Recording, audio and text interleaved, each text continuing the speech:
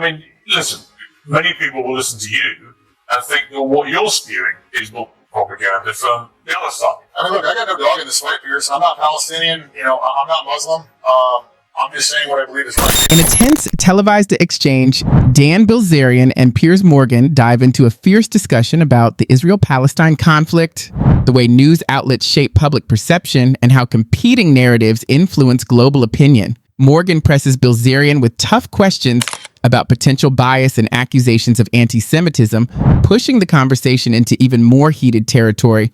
Their back and forth raises difficult issues about the limits of free speech, the power of media framing, and the sharply divided moral viewpoints surrounding both Israel and Palestine. Organization that perpetrated on October the 7th one of the worst terror attacks in modern history. What's heroic about that? Well, I think when you look at it in a vacuum, it's a very different picture. If you have multiple acts of terror, in my opinion, on Israel's side, that would make October 7th look like nothing. So, to me, I think it was a retaliation, and I think that Hamas is a resistance organization. When did Israel kill 1,200 people in a single day and wounds nearly 7,000? There was, 15,000 people killed during Nakba. I mean, there was Sabra and Shatila. I mean, that was 3,500 civilians. Then you have 2014, they killed 1,500 civilians. 500 plus were kids. I mean, so any one of those days would have been much worse than October 7th, but nobody really talks about it. Those didn't happen in a single day. October 7th, it's not nearly as bad as what they say. Well, those didn't happen in a single day. He argues that it is part of a broader historical pattern. According to Bilzerian, there were far more Palestinian deaths during the 1948 Nakba, the 1982 Sabra and Shatila massacre, and the 2014 Operation Protective Edge. His analysis challenges conventional thought and promotes a more thorough historical comprehension of violence and retaliation within the local population. People, so that was basically 7 October 7ths, and October 7th, I think the numbers get inflated a lot too, because you're not taking into account that it was only 650 civilians, and there was the Hannibal Directive that was employed, and the Hannibal Directive is when the military is basically killing civilians so that they aren't taken as hostages. And, that had to be hundreds of people, so I would argue that it was less than 500 civilians that were killed, and to me, that is much less than what the Israelis have been doing to the Palestinians. The year when October 7th happened, they had killed, hundreds of Palestinians that year. It was the bloodiest year for kids, so that was a reply to what had been happening. The problem is Israel has continued to lie and lie and lie, and they've been caught lying, and they're the only ones that have actually been caught red-handed being prisoners, and they've done it, and the prisoners were now heroes, and they got released, and there was nothing that happened to them. So I think it's very hypocritical to focus on things that they're doing and then try and blame them, on Hamas or the Palestinians. It's just, to me, total bullshit. It's just Israeli propaganda. Yeah, I mean, listen, many people will listen to you and think that what you're spewing is more propaganda from the other side. During, Sabra and Shatila, there was a, girl raped in front of her father. And, that's happened on the other side numerous times. I mean, it happened in the prison. I mean, they were literally rioting because they felt like they had the right to rape these prisoners. So, to me, I think it's... Bilzerian argues that October 7th was not an isolated act of animosity, but rather the product of decades of bloodshed, displacement, and suffering. In response to Morgan's classification of Hamas as a terrorist organization, Bilzerian presents the group as a resistance movement functioning under circumstances similar to apartheid and occupation. He draws parallels with the struggle against South Africa's apartheid, contending that activities commonly categorized as terrorism may be viewed differently in light of persistent oppression. His argument asks viewers to reconsider language, framing, and the selective use of historical comparisons. Hamas are not terrorists, they're an army fighting for their country against the worst terror organization on the planet. And yet Hamas were given power in Gaza in 2005. They were given billions of dollars, a lot of it in a very suspect manner by Benjamin Netanyahu and his government, because he wanted to create a rift between Palestinian groups, so I completely accept that. But there's no doubt from what has now emerged that Hamas spent most of that money not on benefiting the lives of Palestinian people in Gaza, but on building an elaborate tunnel system and arming themselves to the teeth so that they could perpetrate this act of horror on October the 7th. I mean, look, I got no dog in this fight, Piers. I'm not Palestinian. I'm not Muslim. I'm just saying what I believe is right. They are, an occupied state, and they're operating in apartheid. So when you are kept in an open air prison, there's going to be resistance, and how that resistance manifests itself is, it's going to be violent eventually. I mean, if you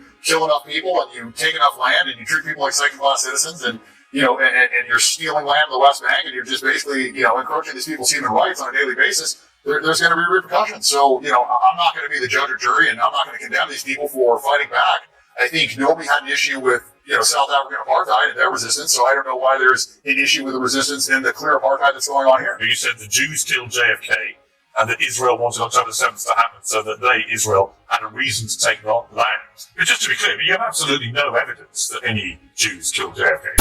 Bilzerian continues by saying that U.S. foreign policy and media are influenced by Israeli interests, which affects how viewers perceive the conflict. He argues that good messaging creates a narrative where Palestinians are consistently seen as aggressors and Israeli military operations receive less attention. Bilzerian claims that this discrepancy hinders public understanding and allows the greater context of Palestinian resistance to be hidden or ignored. Control Israel has over our government, and it's not healthy. And I see our politicians acting on behalf of Israel instead of on behalf of what is best for the United States. And that is, as a veteran, where I really have huge problems with this. Well, you said that the Jewish people said they were weapons of mass destruction. I mean, it was President Bush. He's not Jewish.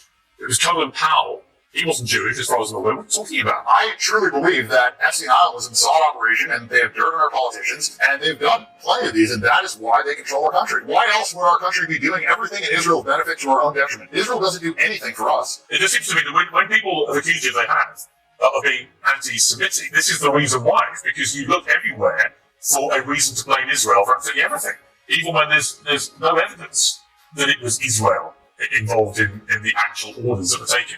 Well, we went there because Netanyahu testified in front of Congress that they had weapons of mass destruction, which was a total lie. It was a lie to benefit Israel because that was an enemy of Israel. So what I'm saying is they're the beneficiary. Discrepancy results in selective exposure, where criticism of Israeli policy is quickly met with resistance, whereas criticism of Palestinian policy circulates with less impact. It seems that the result is a skewed international conversation that, in his view, does not accurately reflect the reality on the ground. It's the greatest threat to America, and I think it's the greatest threat to the world today. I truly believe that. You see, I'm sorry, but I just find that unbelievably offensive. And I'm not even Jewish. Jews have killed far more Christians. I mean, it's not even close. If you look at the Bolshevik genocide, you look at the Holodomor, I mean, they've killed way more Christians. I mean, they basically invented the genocide. So, they denied the Armenian genocide.